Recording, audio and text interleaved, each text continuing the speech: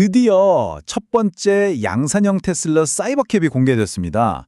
그런데요, 이게 그냥 새 차 나왔네 하는 그런 얘기가 절대 아닙니다. 오늘 우리가 함께 볼 건요, 하나의 자동차, 하나의 공장, 그리고 어쩌면 하나의 거대한 혁명이 시작되는 바로 그 순간입니다. 텍사스 기가팩토리에서 나온 이 한마디에 모든 게 담겨 있다고 할 수 있는데요.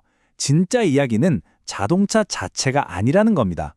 수많은 부품들이 맞물려서 돌아가는 이 거대한 기계, 그러니까 혁신적인 생산 시스템이 드디어 생명을 얻었다는 것. 바로 거기에 핵심이 있습니다. 네, 바로 이겁니다. 지금까지 우리가 봐왔던 건 그냥 손으로 만든 목업 같은 거였잖아요. 근데 이 차량은 진짜 조립 라인에서 막 굴러나온 첫 번째 결과물인 거죠. 이건 단순한 기념사진이 아니에요. 아이디어가 현실이 되는 순간을 포착한 겁니다. 자, 그럼 이 역사적인 순간의 주인공, 사이버캡은 대체 정체가 뭘까요? 이걸 자세히 뜯어보면요, 우리가 알고 있던 자동차라는 개념 자체를 완전히 뒤흔들고 있어요. 자, 보세요. 운전대 없죠. 페달 당연히 없습니다. 사이드미러도요, 우리가 지난 100년 동안 너무나 당연하게 생각했던 것들이 그냥 싹 사라진 거예요. 이건 그냥 디자인을 예쁘게 하려고 그런 게 아닙니다. 어떤 상황에서도 인간의 개입이 필요 없는 레벨 5, 완전 자율주행, 여기에 대한 테슬라의 자신감을 그냥 차에다가 물리적으로 새겨넣은 일종의 선언 같은 거죠. 이 모든 설계는 아주 명확한 목적을 가지고 있습니다. 예를 들어 48V 시스템은 효율을 높이고 배선을 줄이기 위한 거고요. 실제 도시 이동 데이터의 90%가 한두 명이 탄다는 걸 보고 2인승으로 최적화한 겁니다. 운전 장치를 아예 없애버리니까 어때요? 실내 공간은 넓어지고 생산 비용은 팍 줄어들었죠. 이건 그냥 승용차를 개조한 게 아니라 처음부터 로보택시라는 목적만을 위해 태어난 기계인 겁니다. 그리고 진짜 충격적인 건 바로 가격입니다. 3만 달러 미만. 우리 돈으로 한 4천만 원 초반대라는 건데요. 아니, 이 모든 첨단 기술이 들어갔는데 이 가격이라고요? 이게 바로 테슬라가 그리는 큰 그림, 그 비즈니스 모델의 핵심 열쇠가 되는 겁니다. 자, 이제 두 번째 핵심으로 넘어가 볼게요. 혁신은 차에만 있는 게 아니라고 했죠? 진짜 게임 체인저는 이 차를 만드는 방식에 있습니다. 이름하여 언박스드 공정입니다. 이게 뭐냐면 지난 100년 동안 자동차 산업의 상징이었던 컨베이어 벨트를 그냥 버리는 거예요. 대신에 레고 조립하듯이 자동차를 여러 덩어리로 나눠서 동시에 만들고 맨 마지막에 딱 합치는 거죠. 그러니까 앞부분, 뒷부분, 배터리, 문짝, 얘네들이 각자 다른 라인에서 동시에 만들어지는 거예요. 심지어 그 안에서 배선 작업이랑 내장재까지 다 끝내버리는 거죠. 그리고 마지막엔 이 완성된 모듈들을 그냥 하나로 합치기만 하면 끝! 어때요? 이렇게 하니까 생산 속도는 미친 듯이 빨라지고 공장 크기는 40%나 줄일 수 있게 되는 겁니다. 일론 머스크가 말하는 최종 목표 들어보시면 진짜 놀라실 겁니다. 차 한 대 만드는데 5초. 네, 5초요. 기존 모델 Y보다 6배 이상 빠른 속도죠.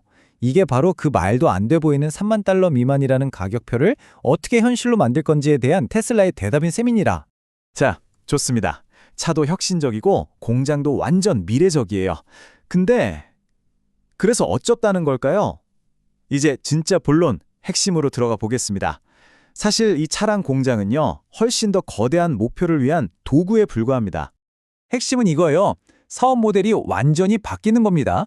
지금까지는 마진 한 20% 남기고 차 한 대 파는 하드웨어 장사였잖아요. 근데 이걸 마진율이 80%가 넘는 거의 소프트웨어 수준의 운송 네트워크 사업으로 바꾸겠다는 거죠. 이게 어느 정도냐면 ARK 인베스트 같은 분석가들은 이렇게까지 봅니다. 앞으로 테슬라의 가치를 100으로 놓으면 그중에 90은 로보택시 네트워크에서 나온다는 거예요. 자동차 판매는 겨우 10에 불과하다는 거죠. 그러니까 차량 판매는 그냥 이 거대한 서비스 사업을 시작하기 위한 티켓 같은 겁니다.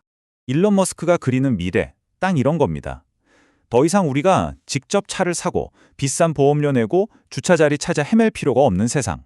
그냥 필요할 때 부르면 오는 거죠. 심지어 버스 요금보다 더 싸게요. 교통이 전기나 수도처럼 하나의 서비스가 되는 겁니다. 자, 이렇게 꿈 같은 비전을 쭉 얘기했는데 이제 좀 냉정하게 현실을 짚어봐야겠죠. 그래서 이게 진짜 가능하긴 한 거야? 라는 질문을 던져볼 시간입니다. 오스틴에서 테스트한 데이터를 한번 보죠. 8개월 동안 사고가 14건, 마일당 사고율로 따지면 아직은 인간 운전자보다 높아요. 이건 팩트입니다. 근데 중요한 건 사고의 내용을 들여다보는 건데요. 대부분이 주차장에서 아주 느린 속도로 살짝 쿵 하는 그런 경미한 접촉사고라는 거죠. 테슬라 입장에선 오히려 이런 게 AI가 학습하기 어려운 엣지 케이스 데이터를 고우는 아주 귀중한 과정이 되는 셈입니다. 기술만큼이나 어쩌면 더 중요한 게 바로 이 규제 문제입니다. 지금 보면 테슬라의 생산 속도랑 정부의 법만 되는 속도가 그야말로 아슬아슬한 경주를 하고 있는 거예요. 테슬라는 우리가 대량 생산 시작할 때쯤이면 법이 통과되겠지? 하고 베팅을 하고 있는 거죠. 자, 이제 이 이야기의 하이라이트입니다. 이 모든 것을 둘러싼 거대한 베팅. 믿는 자와 믿지 않는 자들의 싸움이죠. 세계에서 가장 유명한 테크 유튜버 MKBHD가 이런 얘기를 걸었습니다. 2027년 되기 전에 운전대도 없는 3만 달러짜리 차를 대량 생산한다? 절대 불가능합니다. 만약 테슬라가 해내면 제가 카메라 앞에서 머리 밀겠습니다. 이 한마디가 사실 시장의 광범위한 회의론을 딱 보여주는 거죠. 이런 엄청난 회의론에 대한 일론 머스크의 대답은 어땠을까요? 아주 간단했습니다. 딱 한 단어. 네. 이 짧은 문답에서 양쪽의 자신감과 긴장감이 그대로 느껴지지 않나요? 그리고 이 베팅에 걸린 판도는 정말 상상을 초월합니다. ARK 인베스트는 2029년 테슬라의 기업 가치가 2조 달러, 우리 돈으로 거의 3천조 원에 육박할 거라고 보는데요. 이 엄청난 가치 평가의 거의 모든 것이 바로 이 로보택시 비전이 현실이 된다는 가정하에 세워진 겁니다. 놀라운 건 여기엔 옵티머스 로봇의 가치는 아예 포함도 안 시켰다는 거예요. 자, 그래서 마지막으로 이 질문을 던지면서 마무리할까 합니다. 이 사이버캡이라는 존재가 단순히 우리가 타는 자동차만 바꾸게 될까요? 아니면 우리가 사는 도시의 풍경, 그리고 우리의 삶의 방식 자체를 송두리째 바꿔놓게 될까요?